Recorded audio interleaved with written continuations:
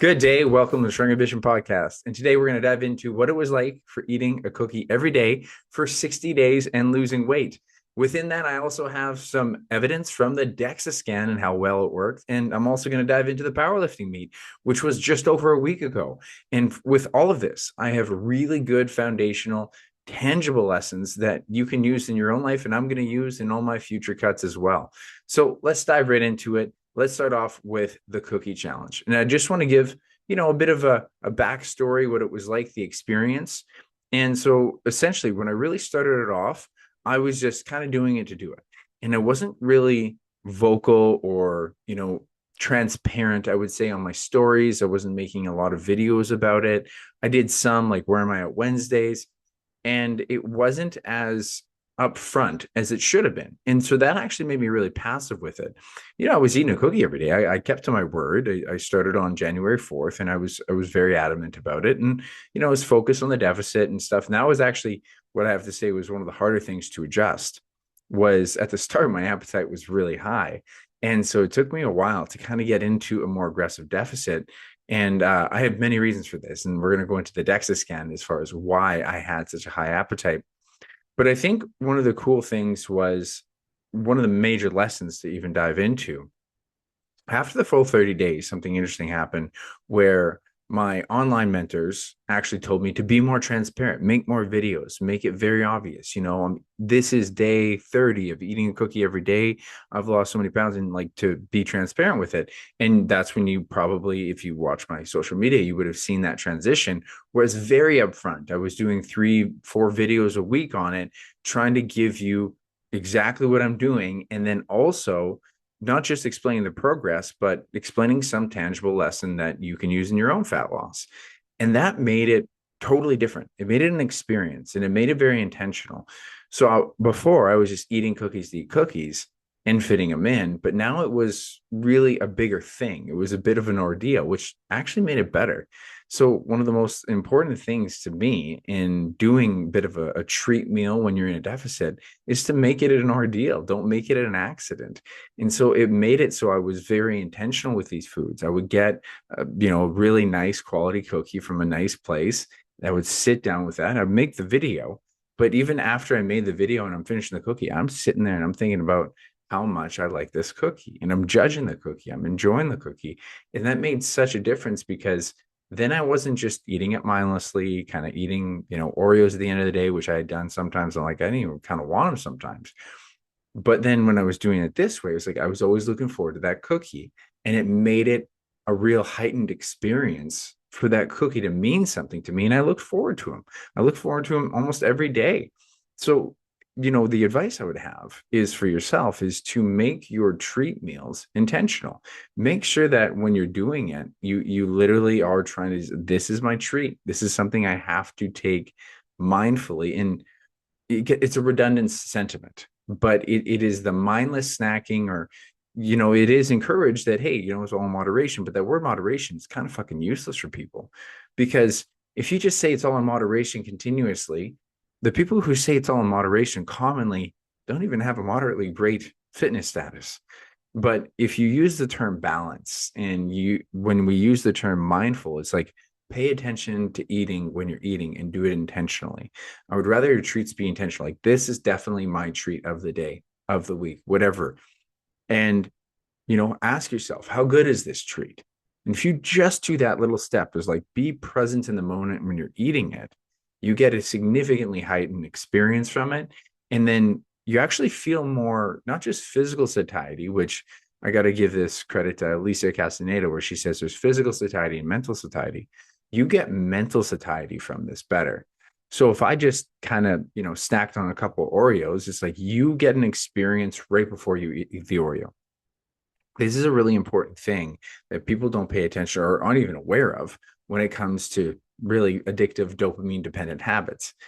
For example, with a gambler or an addict, the biggest part of the rush for them, and even for yourself when you're about to have a treat food, is right before you eat it. That is where dopamine is actually really, really elevating.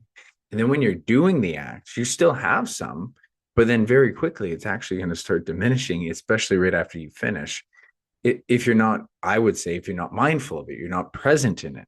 And so if you're just like, oh yeah, I'm going to eat this snack, I'm just going to snack on these Oreos, I'm just going to have this little here or there, and you're just kind of eating it quick, you're getting more of the enjoyment out of like, I'm going to do this moment, rather than I'm going to do this and I'm going to sit in it and I'm going to maintain this dopamine experience to the best of my ability, rather than just having that little quick hit.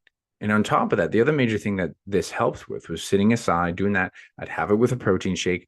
And I actually think this is an important lesson as well. Make your treat big enough to enjoy, but small enough not to make you sick and to not make your deficit terrible. And so it was a big thing that I noticed, that if I had if I had two Oreos, it was okay. Like it's not terrible. And sometimes that does kind of fit your sweet tooth. But when I was having cookies that were like 300 calories, 400 calories, sometimes 5 to 6 or 700, those were higher range. But, it was enough where like that actually made me feel fuller mentally and physically. Right. So like you have this 300 calorie cookie, I'd have it with a protein shake to be, 200 calories or so. It's like a meal because I get my protein, I get my carbs and fats. Not saying it's a nutrient dense meal. That's why I would have a ton of, veggies and low carbs and all that stuff in the other meals. But that meal actually did a lot more for me physically, but then mentally, I'm like, yeah, I'm not holding back. I'm not just nibbling a couple cookies. Just a little bit actually doesn't feel as satisfying. And I got to give a shout out to Jordan Chayette for pointing this out, and I never really paid attention to it, is that snacking can have a tendency to increase your calorie intake because you're never letting yourself be full. Whereas if you have larger meals at meals, you have a better chance of not overeating later on between the meals. But people who snack and graze actually add up a lot more calories easily. So let's say you're someone trying to gain size, maybe you need to snack and graze rather than have big meals. Whereas you're someone trying to lose weight, have bigger meals and really prevent the snacking and grazing. So if I just have, a little Oreos there, I just have a few potato chips there, and I just have a little bit of that there, then it adds up to be 5 to 6 to 700 calories. And you have your other food. And it's just not as satisfying, right? You never spent a moment there being satisfied. You're just kind of almost satisfied, but not quite. So if you're going to have your treats, be intentional with them, sit down, be mindful with them, try not to snack a treat, but rather to really plan it out and have it feel more physically satisfying that way. And generally, I would encourage you to try to have protein with the treats if you can. It doesn't always work out that way. But when I just simply had a protein shake with like a lot of water, because then that was more physical volume, that actually helped a lot too. It wasn't always that way, but often it was, and it made a big impact. Now, I'm also going to caution that, he's like, oh, you can have 6 to 700 calorie cookies and it's okay. And it's like, first off, I have a body weight relative pleasure here, right? Like I was, 220 pounds when I started it. I'm walking around 210 now. I have calorie privilege. That's what I'll call it. Calorie privilege. I can get away with, bigger error rated calories. Like basically, if my calorie deficit is around 2,200 calories, 2,300 calories, and there's another person, say it's a female, and her calorie deficit is like 1,400 calories or 1,300 calories because she's a smaller person. Cookies are cookies. They don't care that she's smaller and I'm bigger. Now, there is likely more of like calories should be more relative satisfying, right? Like for me to eat 2,200 calories, for her to eat 22, be like, wow, that's way too much. That's just barely enough for me. But it's the serving size that we see present that really becomes more of a bias that helps me rather than that individual that's eating 13 to 1,400 calories, because the cookie's the same size, right? So you have to consider that for yourself, that my numbers aren't going to be your numbers unless we have the same body weight, we have the same metabolism, which is unlikely. So I know there's that privilege. The other thing that's super important to pay attention to that I learned from this experience a couple of times, it didn't always happen, but often when I would have, like, I was challenged, just have a bigger cookie, have more cookie. I was like, all right, I know it's going to be like 700 calories. And truthfully, that was a fun experience. Especially I got a little binge eater in me, right? So eating like full giant stuffed cookie and not holding back like that, I know that it's going to be like 700 calories. And then I would have like a protein shake earlier in the day or later. And it was actually filling. Like that's a lot of calories in a sitting. So you'd be surprised. They always say processed foods less satisfying. It can be, but it can also be filling if you're eating enough of it in a sitting. The issue more so is the other meals aren't going to be as satisfying, right? So if I have that one big cookie that's 750 calories, that means I have like, 13, 1500 calories to play with in every other meal, and I have a long day. It's more so the other meals that to me were impacted. So my breakfast had to be light. My supper then had to be light. My evening meal had to be light. So those other meals really had to get broken down. So you're going to be hungrier later. In the moment, you might not feel it so bad. And then the other major thing is, again, even though it did feel great and it was kind of fun to eat like half of the Subway foot long cookie, like I'm eating a cookie like it's a fucking sandwich, you better believe you're going to feel like shit after. Like you're eating a fucking cookie sandwich. Like that's like literally like, and they tasted great. There's something about Subway cookies. I remember seeing this when I was a kid. We were at this hockey tournament where they had the Subway right in the hotel. And so the kids, me being kid, all the guys are going over there. We're stocking up on cookies. Cookies are so cheap there. Everyone's getting the stuff they want. I'm like, yeah, I'm going to get like a dozen or half a dozen cookies, and they're cheap, right?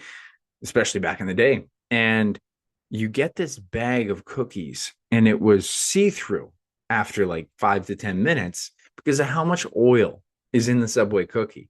And so when I'm eating this foot, I ate half of it to be fair, like, but even then, half of a foot long Subway cookie is going to be around 650 calories. So I'm eating that cookie, tastes good, feels like nice, soft, and oily.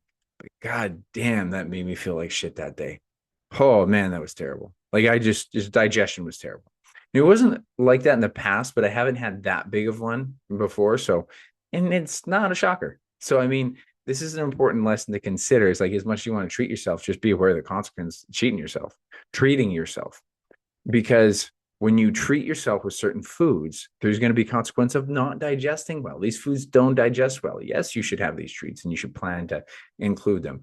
But if you ask me, hey, do you want to have another one of those? No, I have like the other half. I still haven't eaten it. It's frozen in my fridge.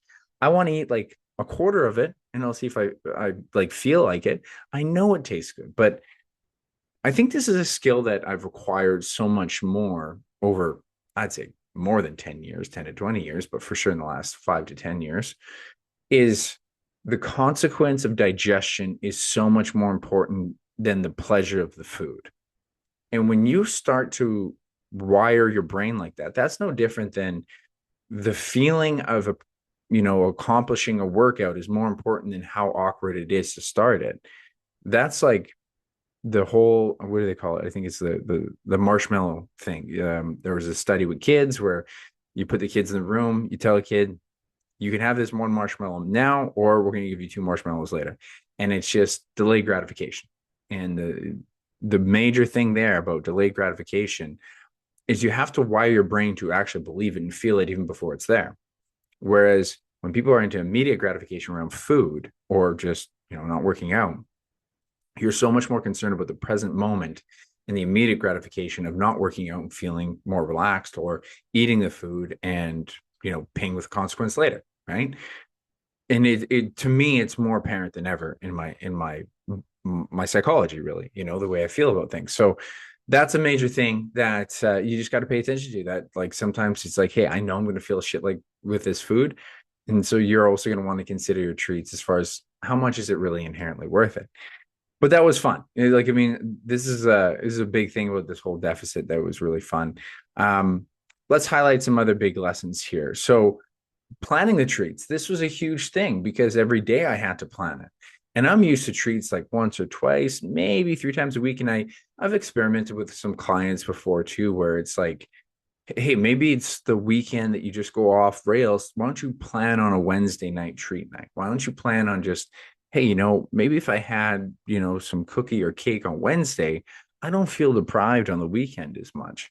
And this is where I actually just encourage to create your own rhythm, to create your own cadence, where it's like, okay, on these, maybe on Tuesday, Thursday, and on Saturday, it's like every other day, I'm planning specifically on having a processed food that, I would just call a treat food, fun food. I don't like calling them unhealthy or junk food because then that can label this negative connotation to it where you add excess guilt. But planning it is way better than feeling it. So if you plan your treat food rather than feel your treat food, you're way more likely to be into your calorie deficit. You're way more likely to actually be mindful with what you're eating, and you're way more likely to be consistent with it. Think about how many times you've had an emotional decision to have a processed food, a treat food, and you've still resulted in a calorie deficit that day. I'm not saying it's impossible. I want you to think in your head how many times it's actually worked out. And it's all about probability, right? Like you could, like, I mean, I've had some days where I've turned it around, but then I've had some days where it's like, oh, I just kind of got emotional with that food and I lost my deficit. I ended up in a surplus because I felt like eating it rather than planned to eat it. And we're emotional beings and we always have to navigate these emotions. So if you plan the treat ahead of time, you're already setting it up where you're likely going to know your calories going into that moment. So that gives you a significantly better chance of success. And B, you're probably going to be more mindful. As I mentioned, being mindful with these, enjoying the food, actually paying attention to it is a better experience. And C, you're also going to just have a way better chance of having that not get away on you, right? Of having it where the whole day and everything's balanced out. It makes it so you're just not emotionally eating as much. And I say as much because I still expect your emotions to be present, but the emotional eating can happen randomly. And then, I had a client recently where I was giving her, okay, start including these foods. And then she couldn't get a deficit down because she wasn't planning it. I'm like, well, let's talk about a rhythm. Let's talk about setting it up on intentional days. It's up to you. Do you want to do it once a week, twice a week, 3 times a week, every other day? And these are guidelines, not rules. It's the other thing I got to say, because it's still going to happen where all of a sudden you forgot, oh man, it's this person's birthday at work and they really want you to have cake. It's like, that's not the end of the world. But every day someone can show up with donuts. Every day someone can show up with processed food. Every day you can be around a restaurant or something like that. There's always an excuse to eat poorly. But there's some days where it's like that cake isn't worth it. That when the friends or coworkers are going to go get donuts, they're not worth it. And so you got to start being willing to be different at the right time for the sake of your goals. And that's what really matters about planning. It's like, okay, I'm planning on not having anything processed today. I'm going to keep to my meal plan. And when other people are offering things, like, hey, I'm okay. Because tomorrow I know I get to have my treat, or 2 days. I'd rather wait for that has more value to me. And I'm going to be very intentional. I'm going to have this specific cookie or this specific potato chips or whatever is your treat food. And it'll make such a difference because you have a way better chance of success. Planning is, to me, the biggest key. And then eventually planning doesn't have to be overly planned. It becomes instinct. But right now if you're having a hard time losing weight, you're trying to create a lifestyle and routine and structure that you're just not used to. And you got to practice it. And then eventually you can have days that maybe you are just, tonight it is a treat night. And I didn't necessarily always plan it, but I know how well my diet structure is. I can have a cookie here today. So try to have treats planned rather than feeling out the treats. And the other thing too is the owning the deficit is really important. This was another big lesson for me that I have to learn every time. I learned it last year too. It's different when I'm in the bodybuilding show. There's like the switch is turned. And from boxing, I got that when it's like, oh, we're 30 days out from the fight, switch is on. And I've done so many other challenges in the past. When I'm in a challenge, when I say I'm going to do something, I'm a different person, discipline mindset. When I'm doing this more, I want to say recreationally. I'm trying to do it honestly from a general population perspective, from a client's perspective. And I don't expect them to have bodybuilding discipline where they're grin and bearing it all the time. I want them to have some days where it's like, today's too hard of a deficit and I'm going to eat a bit more. And that is totally okay. But there are days where we're not owning the deficit and we're kind of being complacent. And what I think I've noticed just in the last couple of years from this year's deficit and last year's is that there's a certain point where you have to say, I'm going to own it. It's tough. I'm going to own it. I'm just going to have a tough week. And then you even lower your calorie standard a little bit. Now it can make a difference. So when I was at 2200, no, I was at 23, 2400, even though I wanted to be lower, but it was just very difficult. My appetite was high. I'll talk about why that is later.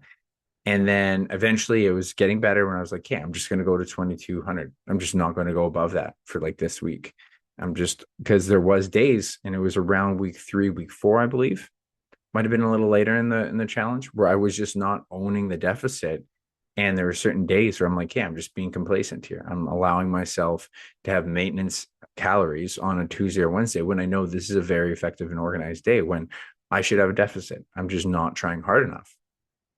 And so I started to realize that if you have a time period you're aiming to do a fat loss phase, which I think everyone should be thinking about time periods, even if you have a long weight loss goal, you should think about time periods in which you want to focus more fat loss rather than maintenance.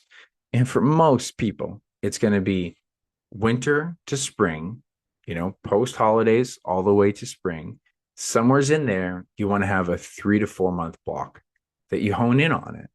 And then during the summer, when it's more social, take a month or two away from that. And that is a good idea for most people. Let's say someone's very overweight, 300 to 500 pounds. They have 100, 200 pounds. Like they can do a continuous deficit for a long period of time and their body can deal with it. It's fine because they have that weight to lose. But let's say you're someone who needs to lose 30 to 40 pounds, even 10 to 20 pounds for sure. Going farther than 3 to 4 months, if you're really good at that deficit, mind you, right? Because some people aren't that good at a deficit and they'll be like, yeah, I'm kind of in a deficit, kind of not. They'll have 2 to 3 weeks good, and then they'll have a bad week, maybe 2 bad weeks. I mean, a prolonged, consistent, perpetual deficit that they're really measuring. A person should probably aim to do that only for 3 to 4 months at a time. Then plan that maintenance phase that take you through the summer. And then in the fall, you can go back and do deficit 3 to 4 months. And then over the holidays, go back to maintenance. And if you're going to go into, Christmas and stuff like that, you should be at maintenance 2 to 3 weeks out from the holidays. So you're not starving going into Christmas. And then, hit that New Year's rush and you'll feel a lot more controlled with that flow. And my point to that is if you're planning your deficits like that, which is a great idea to plan fat loss phases, I was planning, the 60 days, is you got to remember that probably somewhere's around the second quarter to halfway is going to be some of the hardest.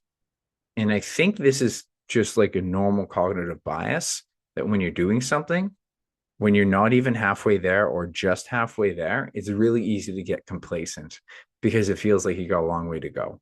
You almost got time to make up for it and stuff like that. But then what was funny is like when I was doing my deficit here, it was around week 3 or 5. And there I was more complacent. I wasn't pushing as hard. When I finally got into it around week 6, late week 5, 6, 7, I was like in it. I was owning it and it was easier. I was like, man, I wish I was doing this sooner. So I think my advice there is be aware that's going to be some of the hardest time is somewhere between the second quarter to halfway point is going to be some of the hardest. And that's where you really just step up and say, I'm owning this. This is difficult. Do a hard calorie week. When I'm not saying you drop them really lower. I mean, you just be very adamant about your calories for at least 1 week, maybe 2 weeks. You're like, I'm just not going above this number. I've been too complacent. I've been all over the place. And it's still okay if you want to have a maintenance day within the week, but have at least 6 days. You're like, I'm definitely owning my number. I'm just not going above it. And see how you feel. Because what you will commonly feel, provided you have a good calorie deficit, and if you need a calorie calculator, I can send you one. But if you have a good calorie number and you know you do, you're just not doing it, just try to challenge it and be like, that wasn't that bad. Like 99% of the time when I do that, it's like, it's not that bad. I just needed to have 1 or 2 hard days. Now I got my groove on. Now I know the foods that do it. Now I know the routine. And I was still including cookies at that time. And then that's where it got fun again because I'm like, okay, I'm seeing success again. And I know that like it happened last year.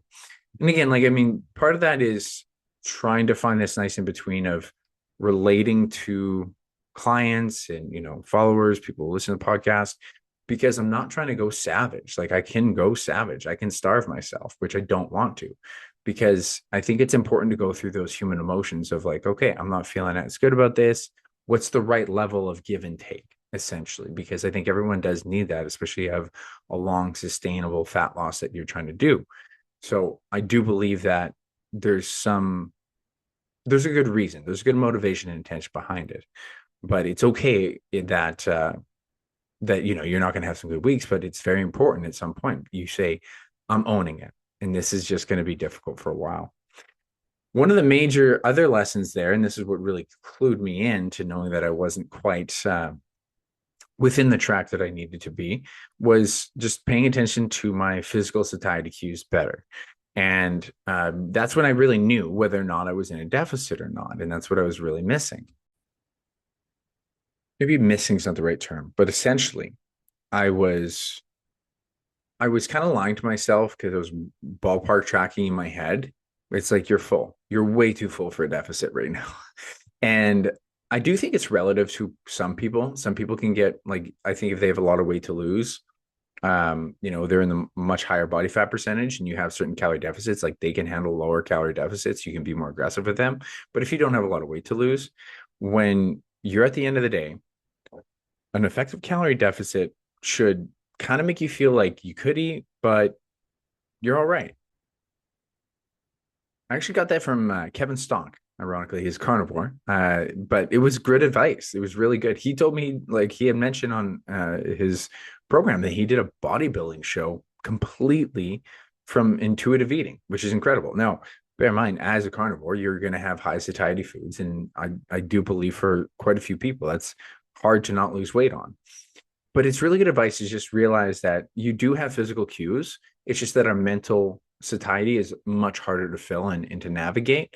So that's where the deficits become really effective, where you should start paying attention to, as you're eating these foods, how do you feel? How does this, breakfast, lunch, and dinner, and maybe an evening snack, how do you feel after all those when you're tracking? Because the goal for a lot of people is to not track eventually, to have days where you're just kind of ballparking everything. And you're mostly just on your intuition later on, but right now it's practice. And so I started to really pay attention to those cues way, way more. And again, a shout out to Alicia Castaneda, who talked about physical satiety over mental satiety. And I'm always trying to improve, what is that physical satiety cue? And this can really help you from overeating your calories when you are having maybe a maintenance day to prevent a surplus, or you're eating maintenance day. Maybe you're eating out. You don't actually necessarily track everything at the restaurant. And you're like, is this the right amount? So that's where you start to improve your physical satiety. Okay, if I eat this, how am I going to feel? Because I'm already starting to feel full. And so that's a sign that I should bring that food home and I should eat it later. But we don't want to listen to physical satiety when we're so used to being yo-yo dieters. So I've ranted about this before. I got to rant again. Yo-yo dieters know supreme starvation, not supreme starvation. Some do, but they know deprivation and overindulgence very well. So you know how to really withhold, and you know how to, okay, fuck it, I'm eating. So we want more of the in between, right? We want to feel, okay, a slight deficit. What does that feel like? I'm kind of hungry. That's not a big deal. And that's the other thing. Just don't make being a little hungry, like I'm not grin and bearing. It's like, hey, just not eating as much today. It's actually kind of good for you. I noticed this actually in my last deficit last year, that like I started to embrace the feeling of a calorie deficit, because I know it's physically good for me if I'm trying to lose weight, but also cognitively, like withhold from the thing you want. Mentally, that's a good thing. I believe that some people have this idea that you're eventually going to get to your body weight and you're going to stay there forever. I promise you, you're going to have days that you're going to want to have the skill of a comfortable calorie deficit again. Unless you just are a drill sergeant, unless you go full carnivore and you just have the perfect ability to control your satiety, unless like you're just built different than every other human and you somehow can wire your brain to never go into calorie surplus again. You're always going to withhold at every social gathering. Like it's just not realistic. It's very realistic. You're going to overconsume your calories for a period of time, holidays, going on vacation, anything. And that's not the end of the world. That doesn't make you a bad person. It's just, oh, I put on a little bit more body fat. Okay. Calorie deficit. And mentally, it's like, hey, withhold from the thing you want. That's a willpower skill that'll apply in life to be able to do that. And then when you're trying to do these calorie deficits and you're doing maintenance days and all this, pay attention to physical satiety cues. And I've noticed such a difference on especially my maintenance days when I do just more so ballpark calories because of social events. I have gotten significantly better at being like, hey, that's your maintenance calories. You didn't need any more than that. And that helps you so much after the weight loss because you finally lost the weight. And now, when you're eating more maintenance calories, you know that feeling. And that feeling actually has some discomfort for a yo yo dieter because remember, a yo yo dieter wants to feel full. They don't want to feel full, they want to feel full. And so when you practice these satiety cues, being aware of them as often as you can, know what it feels like to be a little hungry, know what it feels like to feel full enough, and know what too full feels, and don't embrace that like it's a good thing. I think just to add to that, that's the big shift that I've taken that's really helped my eating habits is I don't think feeling really full is a good thing. I always try to push away from that, even though it used to be my instinct of push past that, eat more, you're having fun tonight. And that's made such a difference for my binge eating habit. So that's another big lesson that really got reinforced within this. Another really big lesson that like really highlighted and made the whole deficit so much easier at the end of this. Own the weekend. Like you want to own the weekend with at least 1 calorie deficit. I mean, technically Friday as well. So ideally 2 deficits, but at least one day on the weekend that should be a deficit, and use high protein treat foods. This is honestly the best reason they exist. I've made some of these, fun foods on the weekend where it's like a high protein pizza or whatever it is. That's not a Wednesday night food. No, it's not a meal prep food. I made some high protein pizza pockets that were made out of lean ground chicken. These things are time consuming for sure. Like I made high protein burger sliders. These things take a lot of time, but they're fun because it's like a Saturday or it's a Friday or a Sunday. And truthfully, I don't want to eat my Monday, Tuesday, Wednesday food. I still like it on those days. But there is something about having that, environment with Angelina. We don't sit down and eat dinner as often during the week. But then on that day, we're sitting down, we're having dinner, we're having something enjoyable, but something that can still help you hit your goals and feel fun and different. Those high protein meals are the most fun. I literally always call it fun food. Whenever I talk to Angelina, she's like, yeah, I got a fun food recipe I got to make because that's what it is. It's a way for me to make a high protein fun food treat. And so the high protein pizza one I got to highlight, high protein nachos is just such an easy go-to. It's the easiest one where you just got to cook up some lean ground chicken or some lean ground pork or lean ground beef. Really easy, some taco seasoning, or I use chili and paprika and like garlic powder and onion. And then you get some Quest chips and you throw up about 2 to 3, maybe 4 bags if it's two of you on a plate. Now that's going to be expensive, by the way. I'm not saying this is cheap, but eating out isn't cheap either. And it's for the weekend. It's for fun. And plus, then you have some Greek yogurt as a high protein sour cream. Salsa is low calorie. And because it's like nacho, it's finger food. It's fun. We watched a movie and then we finished off with like high protein ice cream. Like the things that we have at our disposal now, because food science has progressed so much, we're in a great fucking time. Like great fucking time for food processing. Processing is a problem. Don't get me wrong, but it's also really cool. The fact that I can make a high protein ice cream, that I can have Oreo Blizzard any day of the week, and I still hit my goals. I still just do that. I'm like, this is just so cool. You can make a score, you can make anything, and it's just like I got a great recipe where you mix some milks. Bear in mind, you need a Ninja Creamy to make it really good. Totally fucking worth it if you're an ice cream person. But it's super simple. And just in case you're looking for a recipe, rough ingredients are milk, the high vanilla ice cream. The major thing is I put low fat cream cheese, then some Jello, some vanilla Jello. You can ideally, if you had low fat or sugar-free, but it's so few calories, it's not a big deal. Then some vanilla extract, blend that up, freeze that, and then you can add anything to it. Like that's vanilla ice cream. You could make that, and then I just crumble a bunch of Oreos in there. You could crumble any sort of chocolate that you want to have in there. You want to put Reese's Pieces in there, anything.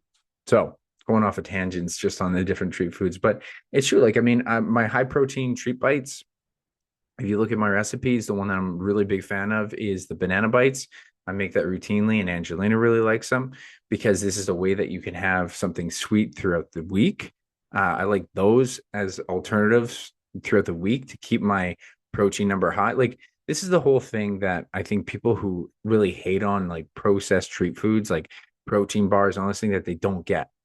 I could eat the pizza. I could eat the ice cream. And that's totally something I do sometimes. But sometimes you have a protein number and you want to do that in a more efficient way. And if it's not far from the original thing, why wouldn't you just do that? Because then it's easier to hit your calorie deficit. Otherwise, I'd have to eat the pizza and then I would eat the ice cream and then I would still need to try to hit my protein number, and it'd be really hard. But if I eat the high protein pizza, high protein ice cream, I already got my protein number, way more likely to hit your calorie deficit with ease. So big recommendation there is own your weekend. Make sure you have at least 1 or 2 deficits because that will make a difference for seeing the weight loss go down more. Use the high protein treat foods to make it exciting and fun for yourself. Yes, it takes time. Yes, there's practice that you got to put in, but that's like any skill. Now I know how to make high protein pizza like that. I know how to make high protein ice cream easily, nachos, so many other ones. And so I highly recommend just be willing to put in the practice, and you will honestly have so much fun with your food. Literally the intention. Now, let's move into the DEXA scan, because this is one of the next most important lessons that I did learn on this cut. And it's really important. It's funny because I had to learn it twice. So the major thing on the DEXA scan is that the lesson that I want to put forward is when you're trying to build muscle and then maintain the muscle, let's say you're going into a cut, you need to maintain the same amount of volume. And I've always been messing around with a minimum effective dose so many times, which is just like, okay, some of the research says that people can maintain off of 4 hard sets per week. Maybe I could put that into a program for myself. Turns out, not so good. So during my build phase, and I talked about it on this podcast, I was so pumped because I made a big impact on growing a lot of arms. The body composition measurements, when it checked the growth from last June to the last one that I did in January, so around 6 months, a bit more, it says that I had grown like around 6 pounds of lean mass, which isn't 100% muscle. There's going to be muscle glycogen. There's going to be water retention, all this other stuff. But it's a lot, to grow in your arms. So I was super thrilled to see, wow, I grew 6 pounds in my arms. Like it was noticeable. I noticed it. And then the deficit happened.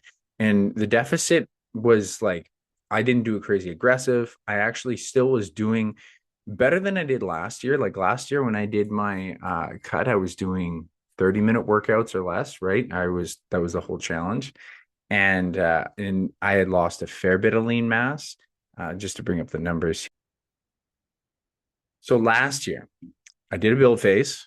And I just want to explain the difference here. Last year I did a build phase, and then I lost about 5 pounds of lean mass over the course of a 4-month cut. Then I rebuilt, and I had 4.8 pounds of lean mass. And then in this last cut, which was only a 2-month cut, like it was close, it was quicker, and I lost 4.2 pounds of lean mass. So I even lost almost as much, not as much as like the 4-month cut, but I lost a fair bit. Now I had built more, like I was bigger, 3.5 pounds of lean mass bigger than my build from the year prior. And I didn't do a crazy amount of working out. I was only working out 4 days a week, but I was doing high volume on my arms. And now I'm doing bodybuilding, and during I'm doing powerlifting instead of more bodybuilding type workouts.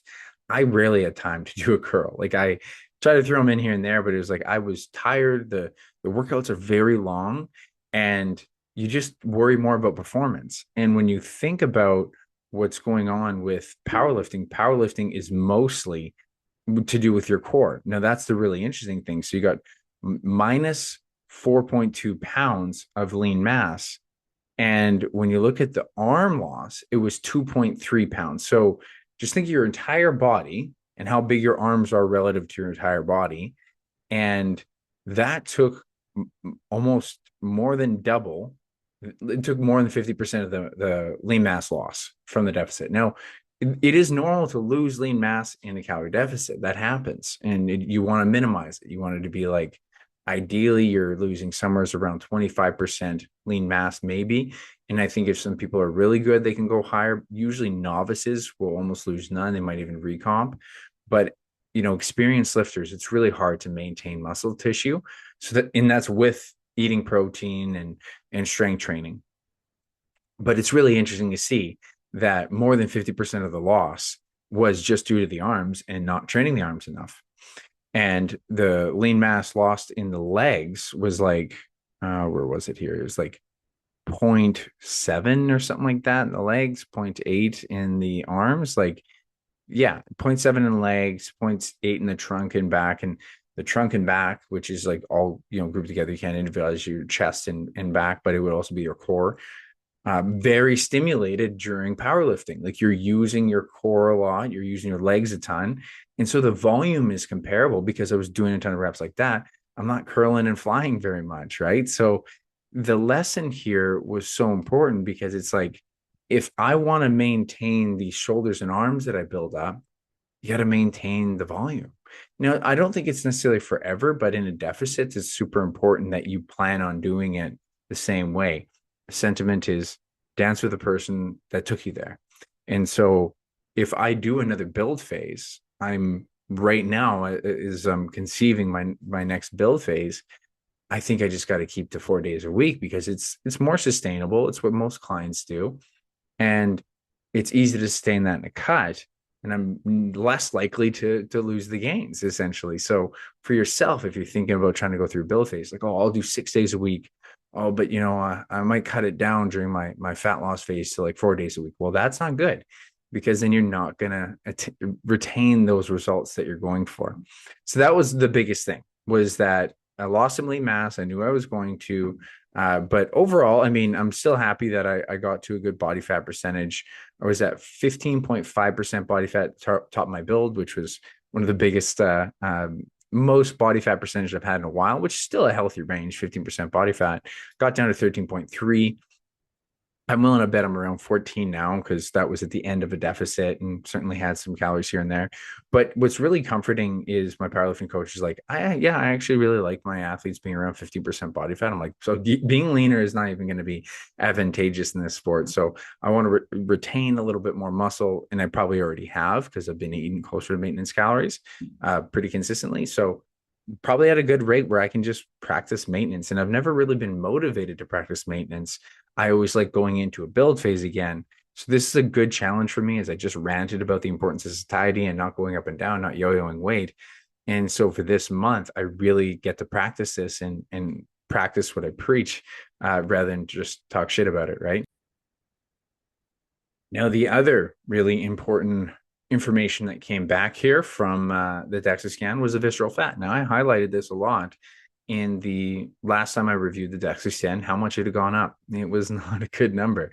I think I've heard some mixed reviews, like you don't want to be above 0.5. I've even heard it's like as long as you're not above 1 for what they call fat mass, like I'm not sure exactly how they measured if it's like 1 gram or 1 kilogram or whatever it is. But on their score system, they give me in the past it's been 0 or it's been 0.150. And then this last Christmas, right after Christmas, and that's my excuse, 0.62. And then it went back to 0 again. So it was up there. And the reason why I think this is really interesting is because, to go back to what I talked about in the last podcast about it, is how much they highlight the importance of visceral fat. being related to how insulin sensitive you are. And like basically your blood sugars are not being well controlled. And I mentioned, I think I'm turning into more of a snacker than I am a binger. So it's like, rather than all dense in one place, I'm like slowly doing it over the weekends and over the holidays. And I was saying earlier, it's like, man, it was really hard to own that deficit. My plan was to be like, I'm going hard right off the bat. As I mentioned, try to own the deficit. Right off the bat, I was hungry every 2 to 3 hours. I'm like, oh, maybe my metabolism's really high right now. Because I did start to notice like I was feeling good energy from being in a slight surplus to maintenance for like 6 months. I felt like I had really good energy. And there were some days I was under my calories, I could tell.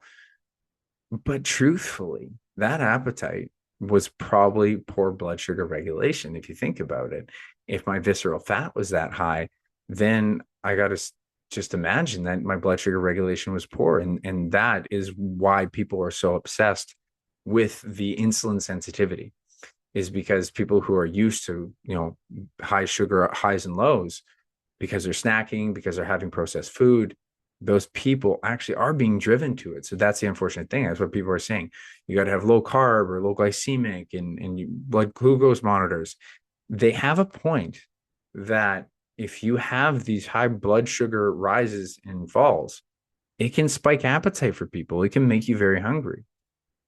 So that's why it is valuable to make sure that you're having fiber and protein with each meal to prevent it. It's not that you have to think the white rice is poisonous and it's going to kill you because it'll increase your blood sugar.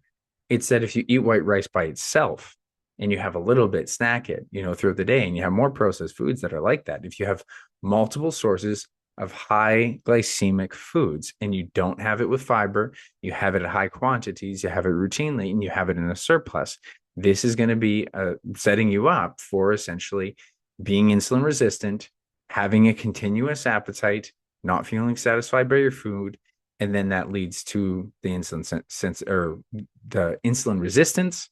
It will lead to the higher blood sugars and long-term issues like diabetes and kidney issues.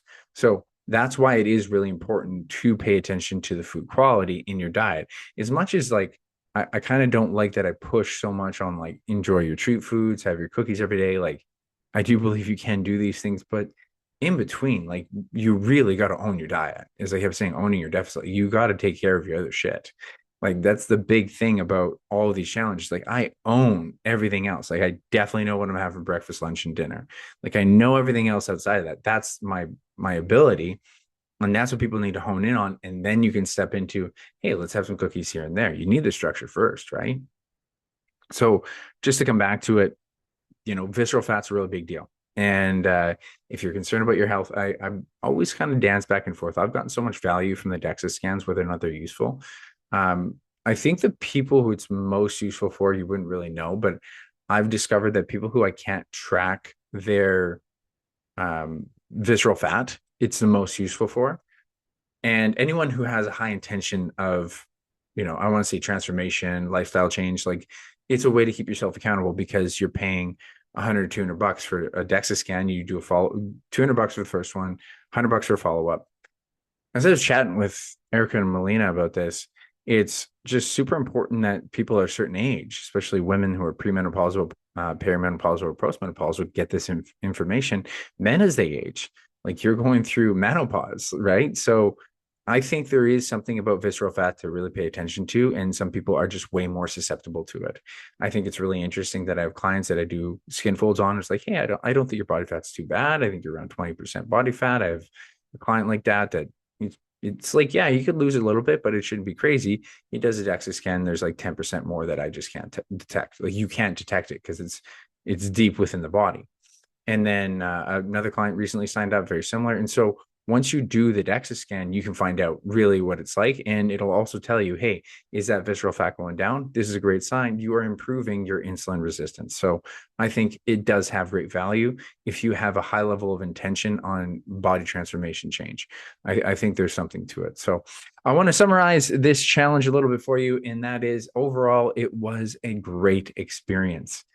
Challenges are fun like this. Like this was the funnest yet. This was by far of all the diet routine things that I've done in the past. I've done quite a few different ones.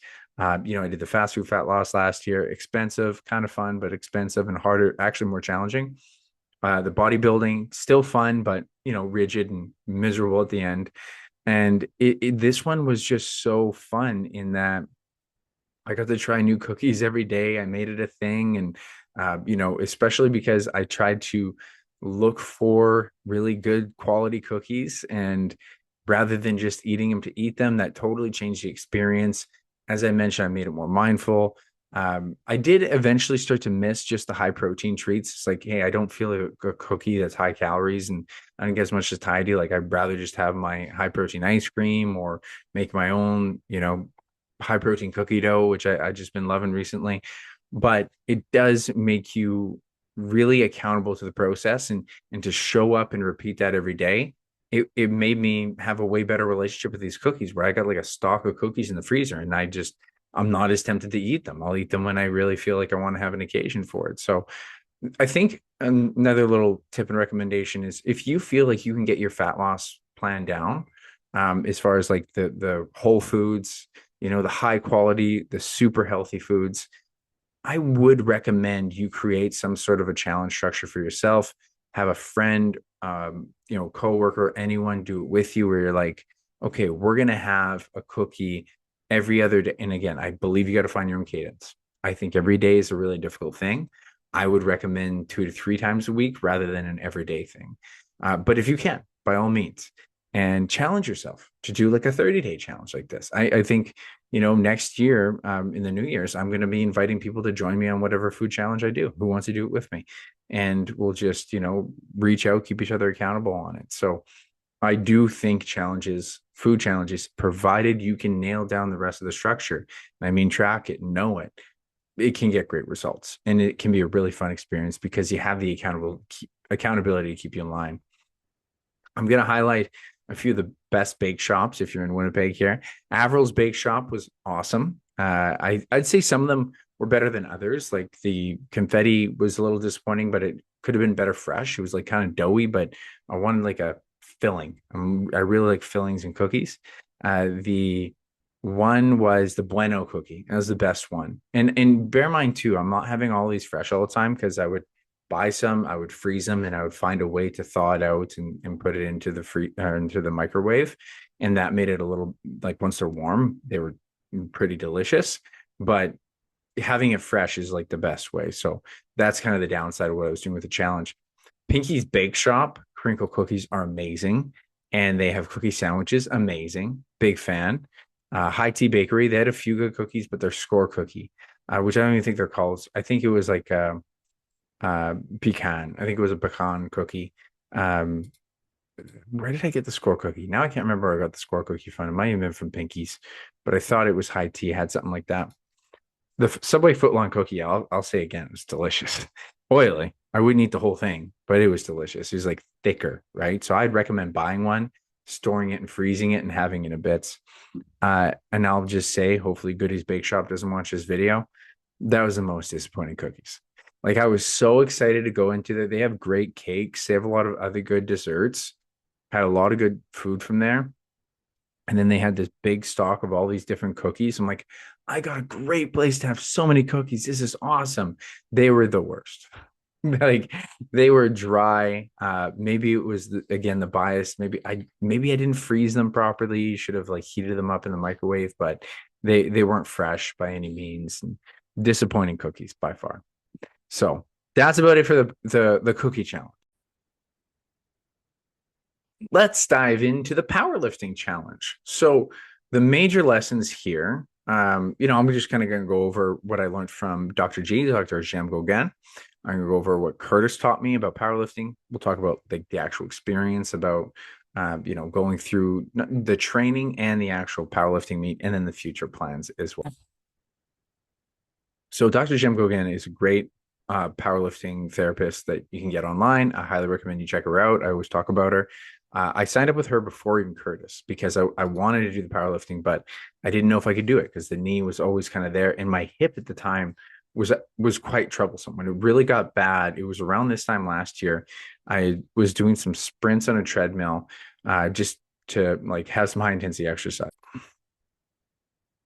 And this hip issue had not bothered me since my knee issue. It was kind of funny. It was like I had a hip issue, and then it like disappeared right when my knee issue became present around COVID. The hip issue never really came back, and then just last year when I was doing sprints, it started to hurt my ankle, and doing too many high intensity sprints with old shoes and just caused some, especially incline sprints, some Achilles tendonitis, which then resulted in a fucked up hip and a bad knee. So I had a bad hip and a bad knee. And so working with her, she started helping me program for myself and do some good therapy with it. And we got it back. We got it back to feeling a lot better, but it was still pretty strained. What was interesting was going, and she's like, hey, if you want to work with a coach, you think you can do it, let's do it. And so I'm like, all right, I'll work with a coach and you for a while. And we kind of overlapped them. And what was interesting was she helped me so much with kind of seeing things I didn't see before. So number one was like, I'm very quad dominant. And if you ever see, photos of my legs, I have very big quads. And this is because I'm always used to bending my knees. I'm pretty sure it came from goaltending. Goaltending, I have a position where I just kind of bend my knees a lot. And I don't know if all goalies sit in that position. I just sit the way I sit and I move the way I move. And that quad dominance goes into so many other things. I finally realized that even if I'm standing stationary, you should have like a screw home mechanism where your knees, if you like completely straighten them, you'll know, like you almost feel like it's hyperextended, not quite.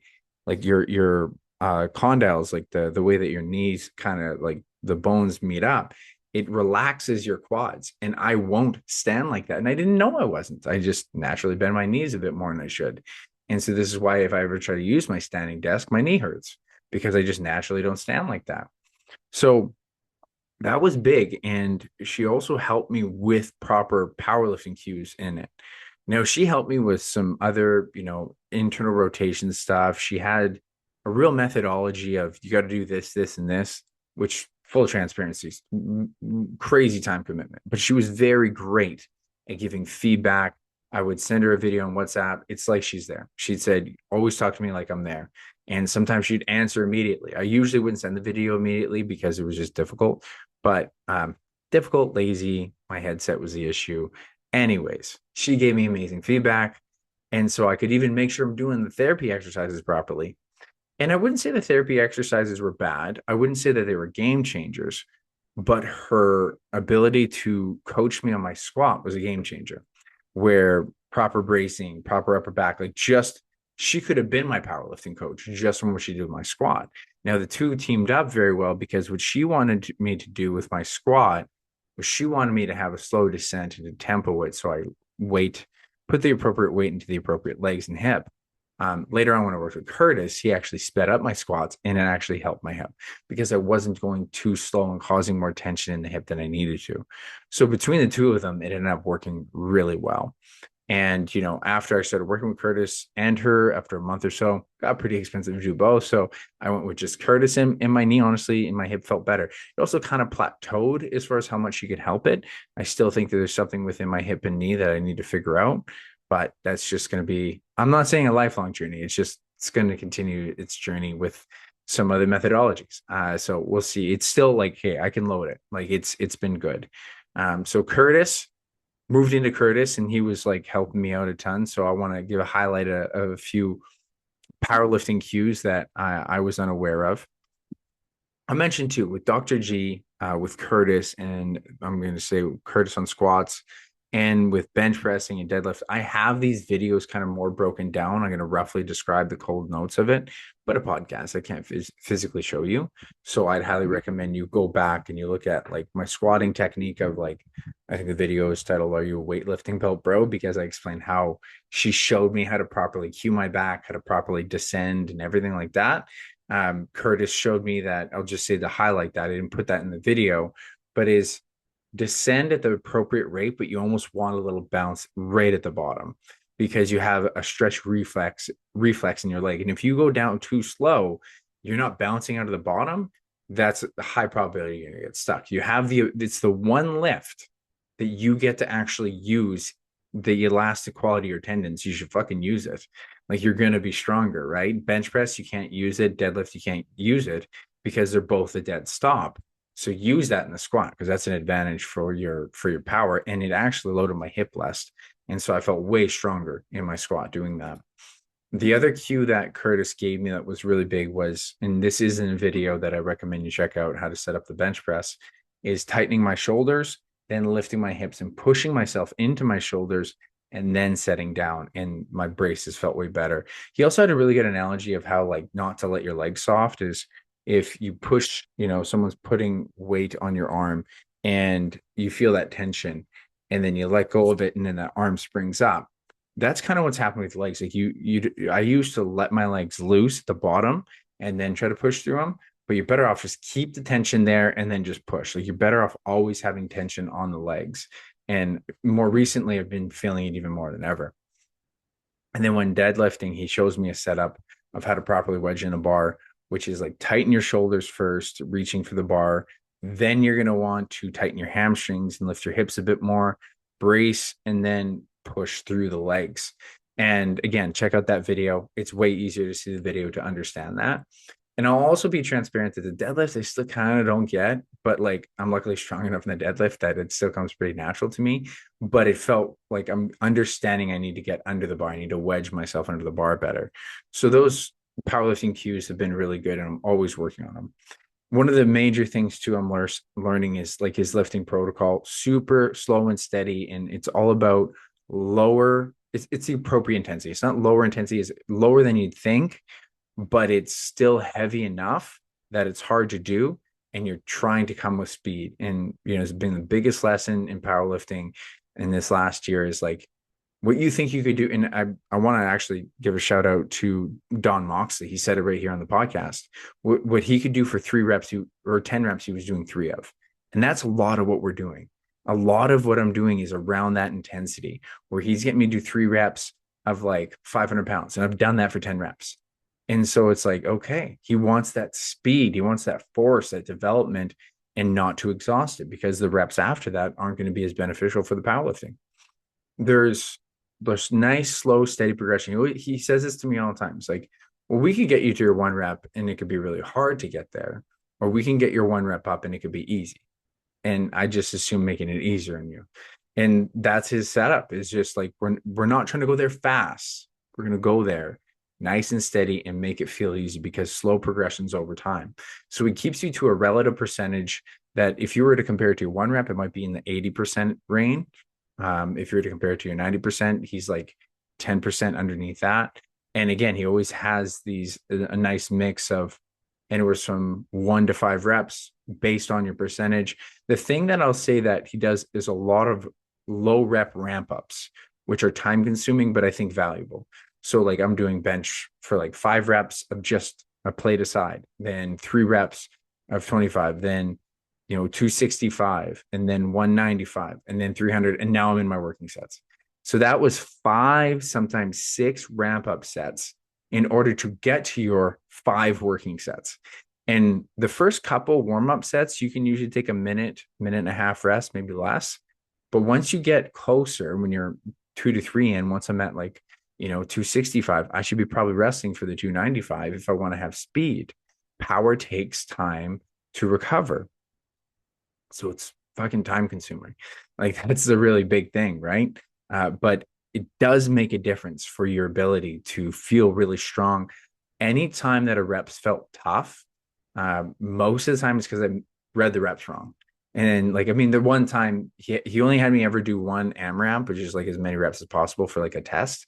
And I think we did 325 or 315. I can't remember. It was 315 or 325. Might have been 315. And I did 4 or 5 reps. And that's the only time he ever really grinded me. Every other time it's been like, just do, I know you'll do this well. There hasn't been any fear of like failing. But 1 or 2 times where it's like, man, this is surprisingly tough. And this was actually, I think, the week prior to the 1 or 2 weeks out from the competition, where he had me like do long pauses. And I think he had written it 3 sets by 5 reps. And I thought, or no, 5 sets by 3 reps. And then I had done like 5 reps instead of the 3. And they're long pauses on the chest. I'm like, man, this is surprisingly hard for 2 weeks out. He's really trying to tire me out. And normally I always feel acceleration through the lift. And because of the fact that I read it wrong, I was not as fast. And then I reread it. Oh, yeah, I got that wrong. So it can happen. And as Curtis will say, I am the worst client. Or I'm the best at reading the workouts wrong. That's what he's told me, and he's right. I've been very exposed recently that I misread things and I don't track letters and numbers very well quickly. So that's been a lot of the experience. So a couple of really cool tips that he's had for me that I got to recommend is that this deep chest fly exercise for my chest to loosen my chest because I've had the shoulder issue for so long. Again, the video is on my Instagram. Go check out the uh, dumbbell deep chest fly. It has been the biggest game changer for my shoulder. Now he teamed it up with a rear delt fly, and I still maintain that even if he doesn't put it in there, I'll put a rear delt fly because I think you want to loosen the chest and strengthen the back. And that was the protocol, and we just got that so strong where initially I could barely even get to the ground. Luckily I was doing some of that crack method, which is the contract, relax, agonist, contract, of PNF stretching. You might have seen that video that's on my Instagram and on my YouTube, and that got my stretching ability better, but he strengthened it better, where now it's like I don't feel it on the bench press. And so I will say I almost rarely ever feel it on the bench press. I didn't feel it at the powerlifting meet. But what was really interesting, and this is just more of a recent lesson, is stay on your injury prevention, because just last Friday, I was, really fatigued into this one set and probably should have rested more, but went to go do it. And then my shoulder like didn't feel good on it. And because we didn't have enough time in the exercise that day in the gym, I didn't do any of my pec flies I normally do, and my shoulder felt worse for the next couple of days. So I'm going to make sure I put it back in there, and I keep them in there. I don't overthink it. And my hip, if I don't do my glute abduction, like today, I feel actually good after doing squats yesterday. The other day I did squats and I didn't feel good the next day because I didn't do my glute abduction. So if you have these weak points, stay on the injury prevention because that's what prevents it, right? So the deep dumbbell chest fly, I highly recommend you start with 10 to 15 reps, choose the light weight, go all the way to the ground and then up. And in the video, you'll see where I highlighted to put the bottom half more so on the top half. You're not expected to be like feeling a pump. You should feel a stretch and get stronger in it. He had me go from like 12 reps to 10 reps to 8 reps. So you're actually still building and ramping up like a normal periodization plan. Highly, highly, highly recommend. 3 sets of that once a week is all we did and made a big difference. Another big one was the blisters. So blisters are common because you're not using straps, and I get dry hands. I got to start moisturizing more again. I've never moisturized my hands more than I did leading up to that event. But it was funny because my hand, I didn't even notice that there was any bad callus. There's some callus, but they weren't like overly like raw. And the first time I go to use liquid chalk, which by the way works great, too good, because on the last set, completely rips open this blister. The lift felt great. I didn't even feel it, and I'm like, oh my god, it's ripped right open. And this is like a week out or 2 weeks out from the competition. I'm like, oh fuck, that's not good because that's exposed. That's gonna hurt to do any of the lifts. What do I do? I message Curtis, and this is where like coaches help so much. He's just like, all right, just go get liquid skin, treat as you need. Like liquid skin, never even heard of this. And so go check out this liquid skin. I made sure to let it heal and clean first because I've had other cuts where I tried to put liquid skin on there too soon, but initially I just let it dry itself. And once it's dried out a little bit, then you put liquid skin on, and it's almost like a glue. Like it seals it. It looks like it's not going to, and then you give it like an hour or 2 hours. It's like, oh, this is like caked on there now. I was deadlifting within 3 days, didn't notice it, completely healed by the time of the event. So one of the great things about having a coach, especially a well-experienced coach. He's been doing it a long time. He's very passionate about it. He loves coaching more than powerlifting. Like it's a really unique thing. He doesn't strength train at all. He's done it. He's done his date, but he loves coaching people, which I think is really cool. He walked me through a mock lift, so I know when to pause. And if you ever get to go to watch a powerlifting event, it'd be much different than you think. Like when you go to do a squat, you can go bring the weight out, but then you have to wait for a start command. They can make you hold there for a while. Then you go down and up, and then you have to be told when to re-rack it. You don't have to be told when to come out of the squat, but you have to be told when to start the squat and when to re-rack the weight. So you got to get used to that. And we did a whole mock So I knew this because that can make someone nervous and you can mess it up, right? Bench press, you can unrack it and then they'll tell you when to bench, and then you got to bring it down, then they'll tell you to press, push it up.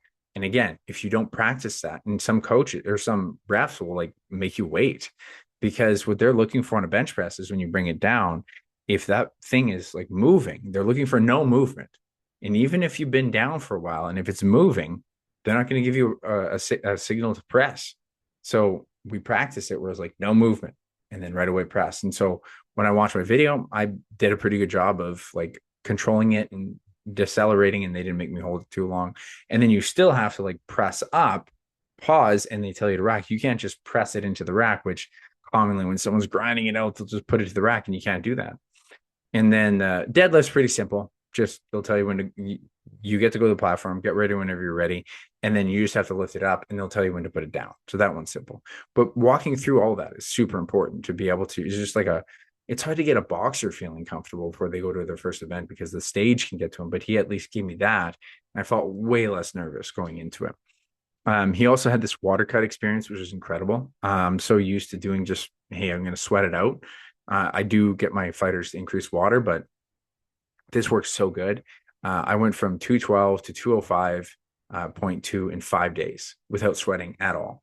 And he just manipulated my water, my carbs, and my salt. He has 6 variables. He says you go water, you go carbs, you go salt, water soluble foods, then you have diuretics or laxatives, and then heat is the last one if you're really desperation mode. And he rarely does it. And we sat down, we did a whole lunch discussion. It was awesome. For like 2 hours, we talked about it. He has formulas. He breaks it down. He knows if you're at this rate, you're going to do this at this point in time. You should be right around here. He even predicted, he's like, yeah, you'll float around like 209 in the evening or in the mornings up until this day. And then you should come in right around here about 12 hours out or 16 hours out. And then you're probably not going to eat, and then we'll be good. And it worked good. It was actually kind of a funny side story that I ended up having some food poisoning. So I didn't need the laxatives, and we got ahead of schedule. And so the whole dehydration process went faster accidentally. But before that moment, it was all going to plan, and it works really well. And so it was pretty easy. Really cool. And I had a boxer who, although his fight got canceled recently, we did notice that right away. We started to implement his stuff, and it worked really quick. So I'm really excited to use that for my own fighters. Yeah, great methodology. If you ever want to know more about the water cut experience, don't hesitate to reach out, and I can walk you through what I've learned from Curtis on that. And just I got to highlight, it's just so important. He's an amazing coach for guidance and support for something like that. He's measuring throughout the week, generally throughout most weeks leading up. And this is his thing, is that he says like 90% of what a powerlifting coach will do will be like the week and the day of the event. Most of it is just go put in your reps. And I kind of agree, as long as they have the form down. And he's commented on form here and there. I'll say I got more form from Dr. Jean Gauguin for the squat. So she did do a better job of giving me coaching support on that, but like it improved, and he was giving me good prescriptions. So I was doing the right load. So them team together made a big difference. And so he's still giving me cues on the other stuff, but for sure the day of, the week of, he's messaging me constantly. The day of, he made me feel very comfortable. And just to go through something in your first experience, coach support is so important. It's super valuable for everyone to know that a coach is so much more important than information, because you can get information from any coach. And I think this, one of the last pieces of advice I want to leave with you is that it's so much more important that you have someone that will support you when things are difficult. Because so basically, make sure you like the person. Make sure you actually connect to that person. I have had clients that have signed up with me, and there was like a lack of connection. Therefore, there's going to be a lack of communication. Therefore, I can't support them as well. And for whatever reasons, our personalities didn't jive. And I'm trying to be their support, but it's okay. Some people won't get along as well. And when you sign up with someone to be a coach for anything, make sure you like the person and really think about the value of support, even if it's a random question. I never hesitate to send him questions. What do you think about this? What do you think about that?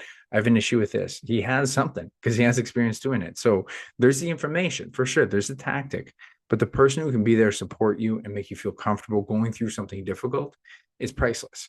And, one of the things that I remember my old boxing coach Ryan Savage had said, and this applies into adulthood. And I usually just think of it as like when we were younger. He's like, a boxing coach can be more impactful than a parent at a certain point in life. And I think as an adult, it's even more important because as an adult, you're not getting the impact from your parents anymore. You need a coach to make that impact, to help you with whatever part that you're going after in your life. So, coach's impact is, I think, really well driven by support. So, okay, just to summarize here, because I've been ranting a lot here. Uh, Super fun experience of the powerlifting meet.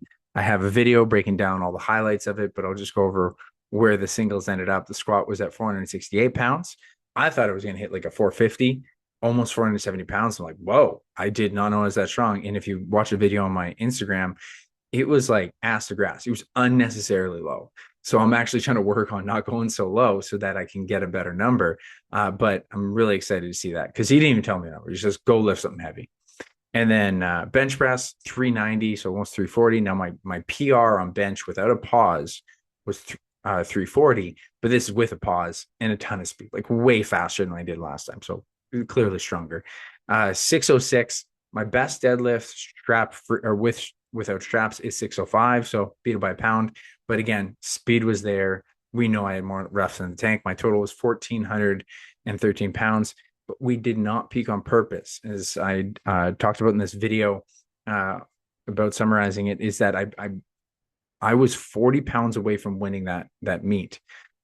You know, maybe one day I'm gonna be like, oh man, I regret it. I should have gone for it. But it was on purpose because I very much I didn't want to risk injury. I was new to the experience. We wanted to just get me out there. And what Curtis has said very well is I was saying you only have so many 1 reps in a year.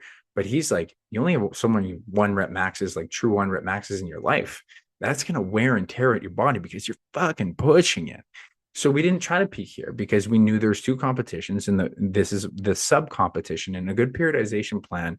It's just like, do you think the Jets are going all out in hockey in the exhibition? No, they're challenging and they're competitive, but it's not playoff hockey, right? So the playoffs for me is going to be provincial because it's a month away, and like my ambition was to do at least 2 this year, and it worked and it lined up that I could do 2. I would love to keep going, but I'll talk about it later how it's just like time consuming.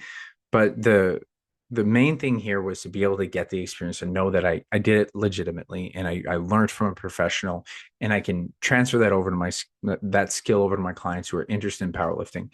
Now, I'll always say, like, if you've done like no different than bodybuilding, like if you want a powerlifting coach for an event, I ain't your guy. I'll get you as close as you need to be, but you're like, I want to do one this year. Go see Curtis. Like I would work with Curtis or something like that, and I'll do your nutrition.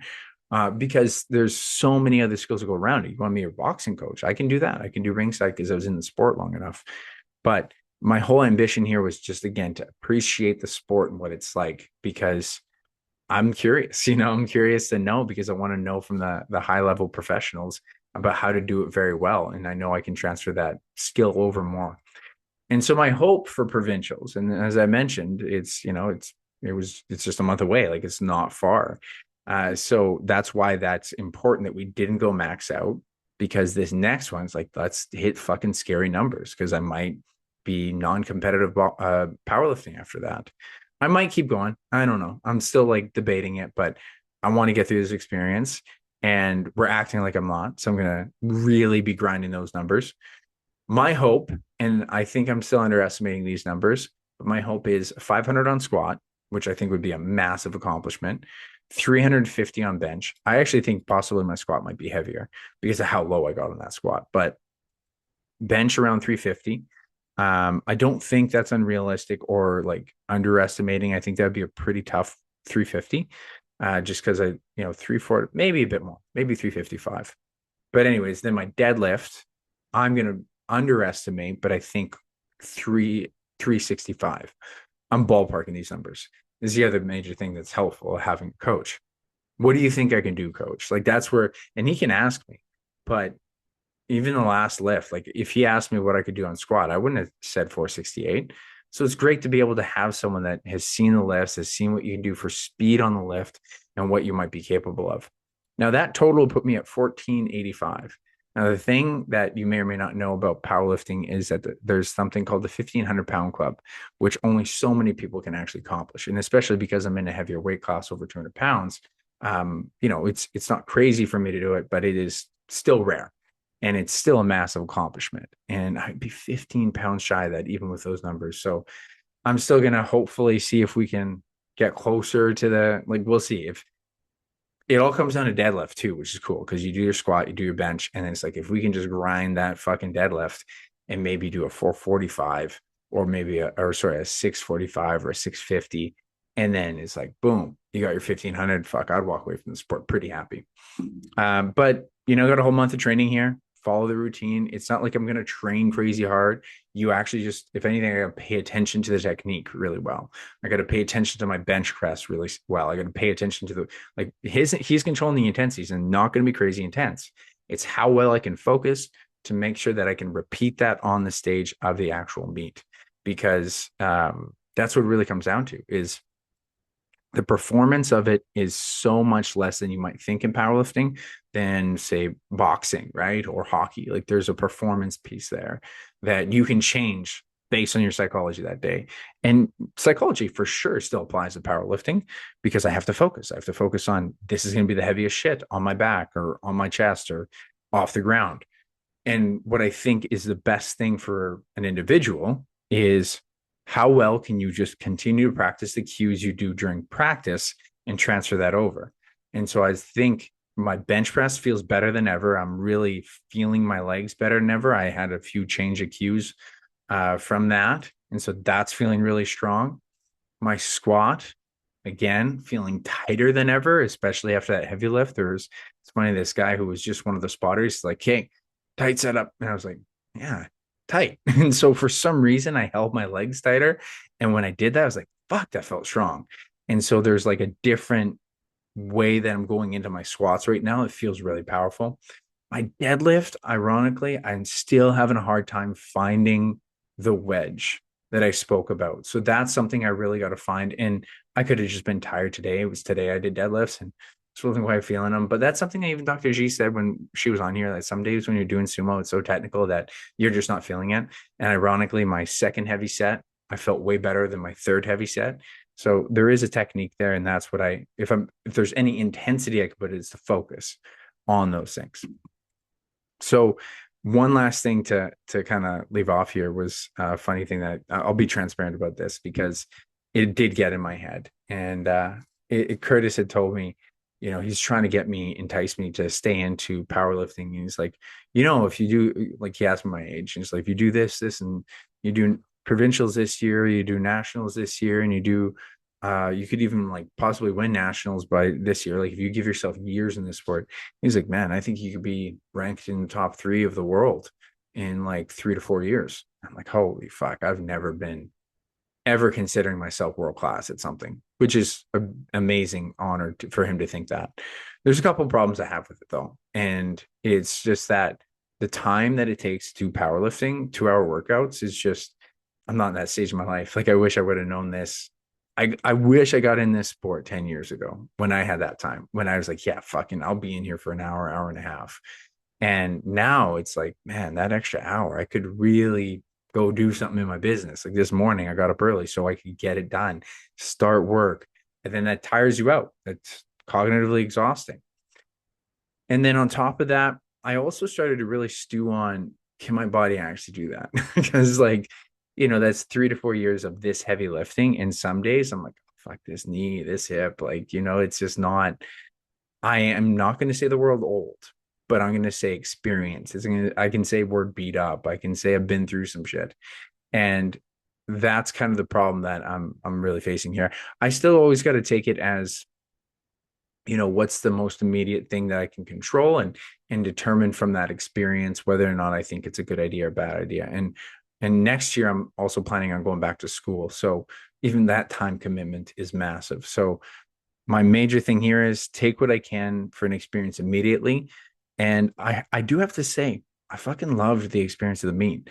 And I do really love lifting heavy weights, even though it's kind of boring. I just don't love 5-minute rest. I wish I could do more supersets because it feels like I'm wasting my time in my life. So maybe I just need to start doing work while I'm in the gym. That's actually not a bad idea now that I think about it. But the major thing is I I know it that when it comes down to like being able to be successful in this, you got to do it a long time. And it's just like, does the value of that experience outweigh the time that it would take me to build my business, do other things? You know, me and Angela might start a family in 2 to 3 years. So there's a lot to weigh out there. And I don't know if he's just telling me to tell me that. You know, he's got some other guys. And this is also a really important thing is like, just because someone's the best in the world, I would also argue that they're the best at world at competing at that. So it's like, who's the best boxer in the world? It's like you actually don't know who could be the best boxer. It's who's competing at it. And so when he says, you know, you could be ranked 3 in the world, it's like it depends on the time and place. And I'm willing to bet there's other people that are just as strong as me out there for sure. But I do love that he's given me an ambition for me to stew on. But this is always where rubber meets the roads in any ambition is what are you willing to sacrifice to get there? And I actually don't know if I love it enough in order to do it. I love the actual experience of the lifting day. It was like within a few, you know, hours, within an hour, I was making friends there. And it was like I was just doing 1 rep maxes with friends. I got to say, like, that's an amazing experience to have. That's your event, right? Like boxing can be tough. You know, hockey is a grind. But yeah, you're grinding on the bar, but in between you're chilling. You're like, hey, man, good lift, all this thing. Hey, awesome. Total fun. Like just a fun event. So I'm certainly looking forward to provincials and I'm going to bite off that first and then I'm going to reevaluate after it. But I don't mind being transparent with you and just showing you where everything's going within my own journey. And hopefully you're learning some of this, right? You're learning to appreciate some of my thought patterns on this. And especially when it came to the fat loss challenge, when it comes to the powerlifting challenge. And I think I want to leave it off with one last thing is don't be afraid to challenge yourself. Do something different, do a new sport or try powerlifting, you know, and maybe powerlifting is a scary thing. And when someone says, oh, I want to do a half marathon, I would encourage a 10K just for if you have fat loss goals, but fuck it, do a half marathon, do a marathon. I'll say that it's actually a really tough thing to lose weight on, but I do think it's so worth a journey. I think they're all worth a journey. So I hope you learned a lot from this episode. Please leave a like, a 5-star review, share it as always, because I really appreciate it. It makes a big difference for this little podcast to grow. I hope you got a lot from this episode. And just remember, I always appreciate you listening, allowing me to rant, and hopefully you got a handful of good tangible lessons to apply to your own life so you can chase your own ambitions. Because life is not about the pursuit of happiness, but rather the happiness within your pursuit. And I'll catch you next time.